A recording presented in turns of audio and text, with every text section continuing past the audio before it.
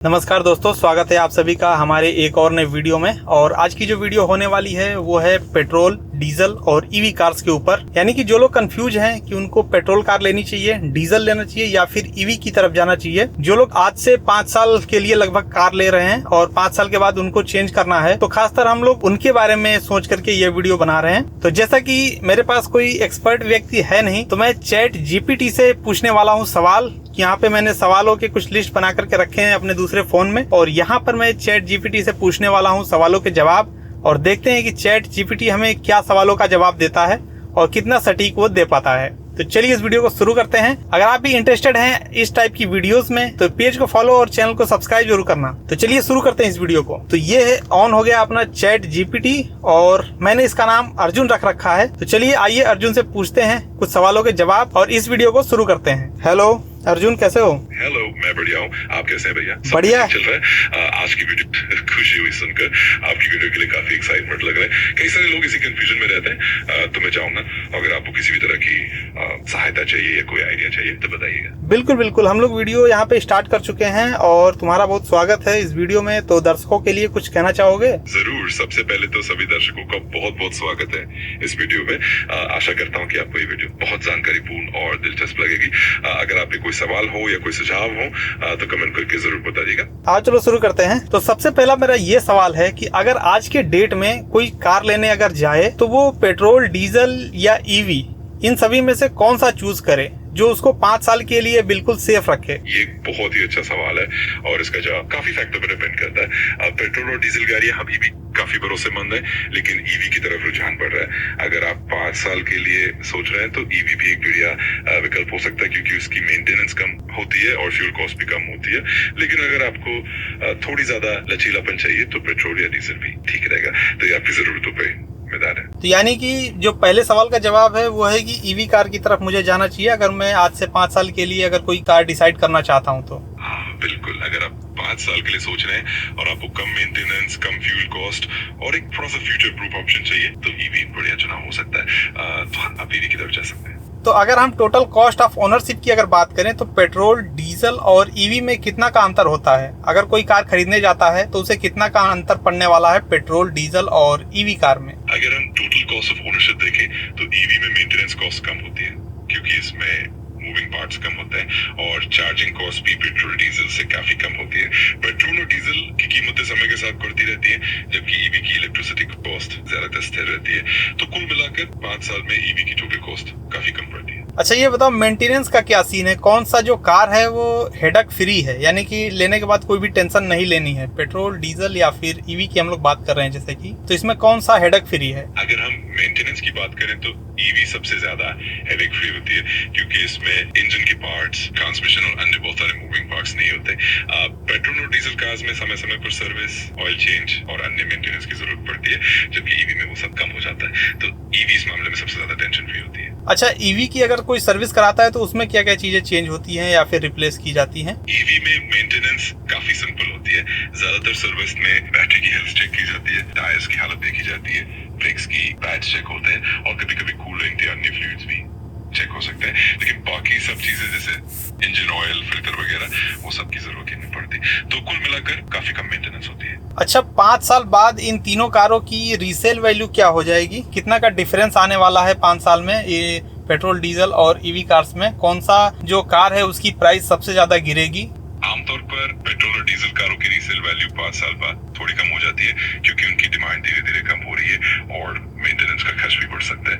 EV की resale value अभी थोड़ी बेहतर मानी जा रही है, क्योंकि उनकी टेक्नोलॉजी लगातार बेहतर हो रही है और बैटरी की लाइफ भी बढ़ रही है। तो कुल मिलाकर ईवी की रीसेल वैल्यू थोड़ी ज्यादा अच्छी रहने की संभावना है, जबकि पेट्रोल और डीजल की थोड़ी कम हो सकती है। अच्छा, गवर्नमेंट सब्सिडी वगैरह का क्या रोल होता है इस ईवी कार में? अगर कोई ईवी कार लेने का अगर सोच रहा है तो इसमें टैक्स वगैरह पे भी कुछ छूट मिलता है शायद, उसके बारे में कुछ बताओ। हाँ बिल्कुल, सरकार की तरफ से ईवी कारों पर काफी सब्सिडी मिलती है, जो उनकी खरीद की कीमत को काफी कम कर देती है। इसके अलावा कई राज्यों में टैक्स में भी छूट मिलती है, जैसे रोड टैक्स या रजिस्ट्रेशन फीस में रियायत। साथ ही बिजली की कीमत पेट्रोल, डीजल के मुकाबले कम होती है, जिससे लॉन्ग टर्म में भी बचत होती है। तो कुल मिलाकर सब्सिडी और टैक्स बेनिफिट्स ईवी को और भी आकर्षक बना देता है।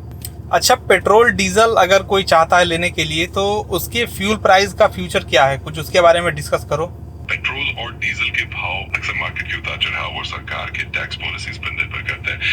आने वाले समय में पेट्रोल डीजल के दाम बढ़ते रहने की संभावना है, खासकर क्योंकि पर्यावरणीय नीतियां कड़े हो रहे हैं और फॉसिल फ्यूल्स पर डिपेंडेंसी कम की जा रही है। इससे पेट्रोल डीजल की कीमतें धीरे धीरे बढ़ सकती है, तो लंबी अवधि में उनकी कॉस्ट भी काफी प्रभावित हो सकती है। अगला क्वेश्चन ये है कि जैसे रूरल एरियाज में जैसे ईवी का ट्रेंड काफी ज्यादा कम है, रूरल एरियाज में मेरे हिसाब से पेट्रोल और डीजल कार ही अभी सक्सेस हैं। ईवी के बारे में तो लोग सोचेंगे भी नहीं। अगर कोई गांव क्षेत्र से बिलोंग करता है तो वो क्या कौन सा डिसीजन ले सकता है? आपकी बात बिल्कुल सही है। गांव इलाकों में अभी ईवी का ट्रेंड थोड़ा कम है क्योंकि वहाँ चार्जिंग इंफ्रास्ट्रक्चर का थोड़ा अभाव होता है और लंबे सफर के लिए भी पेट्रोल या डीजल की जरूरत पड़ती है।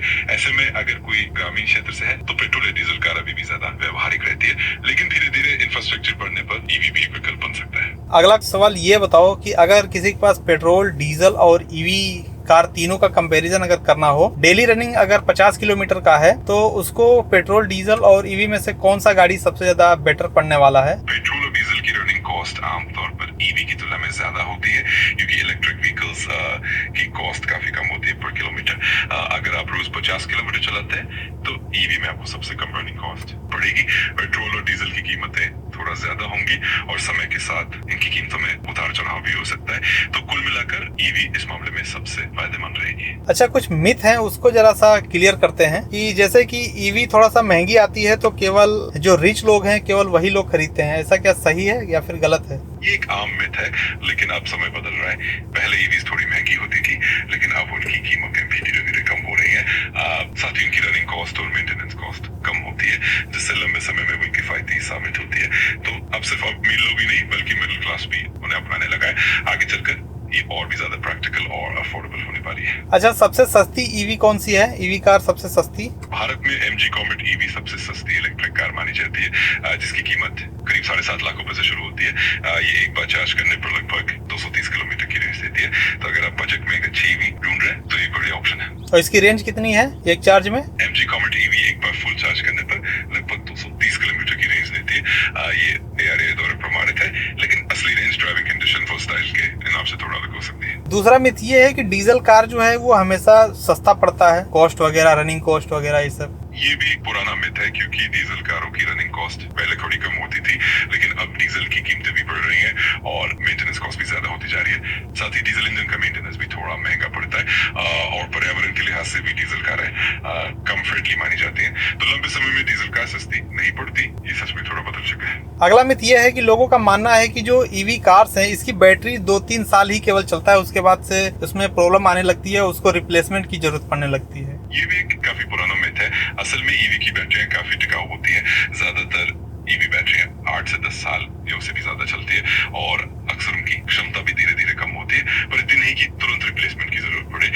टेक्नोलॉजी भी लगातार बेहतर हो रही है, जिससे बैटरी लाइफ बढ़ रही है और अगर बैटरी रिप्लेस भी करनी पड़े तो उसकी कॉस्ट भी धीरे धीरे कम हो रही है। तो कुल मिलाकर ईवी की बैटरी काफी रिलायबल होती है और ये मिथ अब धीरे धीरे खत्म हो रहा है। अच्छा, ईवी जैसा कि तुम बता रहे हो कि ईवी सबसे ज्यादा बेस्ट है, लेकिन अगर किसी को लॉन्ग राइड करना हो तो उसके लिए ईवी तो मेरे हिसाब से परफेक्ट नहीं है। हाँ, ये बात सही है कि लॉन्ग राइड्स के लिए अभी ईवीज थोड़ी सी चुनौतीपूर्ण हो सकती है क्योंकि चार्जिंग इंफ्रास्ट्रक्चर हर जगह उतना विकसित नहीं हुआ है, लेकिन धीरे धीरे चार्जिंग नेटवर्क भी बढ़ रहा है और ईवीज की रेंज भी बढ़ रही है। तो जो लोग ज्यादातर शहर के अंदर ही ड्राइव करते हैं उनके लिए ईवी काफी बढ़िया है, लेकिन हाँ, लॉन्ग राइड्स के लिए अभी भी पेट्रोल या डीजल कारें ज्यादा सुविधाजनक मानी जाती है। अच्छा, ये बताओ जैसे कि जिसको कम चलना है, मेरे हिसाब से उसके लिए पेट्रोल कार सबसे ज्यादा बेस्ट है क्योंकि इसका जो कॉस्ट होता है, इनिशियल कॉस्ट, वो भी काफी ज्यादा कम होता है और डीजल और ईवी में जो इनिशियल कॉस्ट होता है वो थोड़ा सा ज्यादा होता है। इसी वजह से मुझे लगता है कि जो पेट्रोल कार है जिसको कम चलना है, महीने में मान लो 20 किलोमीटर या 30 किलोमीटर अगर कोई चलता हो, तो उसके लिए मुझे लगता है कि पेट्रोल कार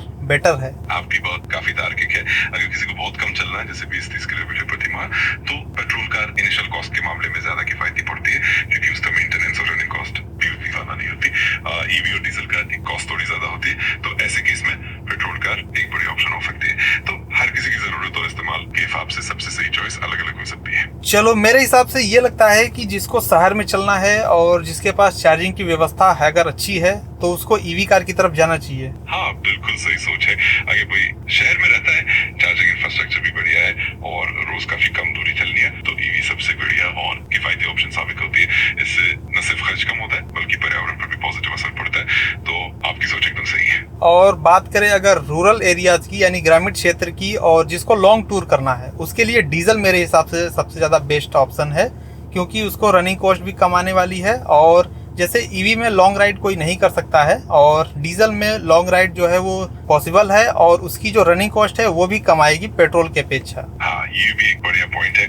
ग्रामीण इलाकों में और लंबी दूरी के लिए डीजल कारें काफी व्यवहारिक है, क्योंकि उनकी रेंज अच्छी होती है, फ्यूल की उपलब्धता भी ज्यादा होती है और रनिंग कॉस्ट पेट्रोल से कम होती है। तो ऐसे मामलों में डीजल एक बढ़िया और भरोसेमंद ऑप्शन रहता है। हर किसी की जरूरत के हिसाब से सही चॉइस अलग अलग होती है। बाकी अगर कोई ओकेजनली बहुत कम चलाता है गाड़ी तो पेट्रोल, तो जैसा कि हम लोगों ने डिस्कस कर ही लिया कि पेट्रोल कार ओकेजनल जो ड्राइवर्स हैं या फिर जिनके काम ऐसा नहीं है कि जिनको महीने में भी अगर 20-30 किलोमीटर अगर चलना हो तो उसके लिए पेट्रोल कार सबसे ज्यादा बेस्ट है। बिल्कुल, ये सबसे प्रैक्टिकल और सेंसिबल ऑप्शन है। जो लोग ओकेजनल ड्राइव करते हैं, बहुत कम दूरी चलते हैं, उनके लिए पेट्रोल कार ही सबसे अच्छा विकल्प रहती है, क्योंकि इनिशियल कॉस्ट सस्ती होती है और मेंटेनेंस भी रिलेटिवली आसान और सस्ता पड़ता है। तो हर सिचुएशन के लिए एक सही चॉइस होती है और आपकी सोच बिल्कुल सही है। मेरे पास अभी जो क्वेश्चन थे वो मैंने सारे पूछ लिए। बाकी दर्शकों को क्या कहना चाहोगे इस वीडियो में, और कुछ बताना चाहोगे जो एडिशनल अपने तरफ से? सबसे पहले तो मैं यही कहूंगा कि जो भी दर्शक है अपनी जरूरत और इस्तेमाल के हिसाब से गाड़ी चुने, क्योंकि हर एक विकल्प की अपनी खूबियां है।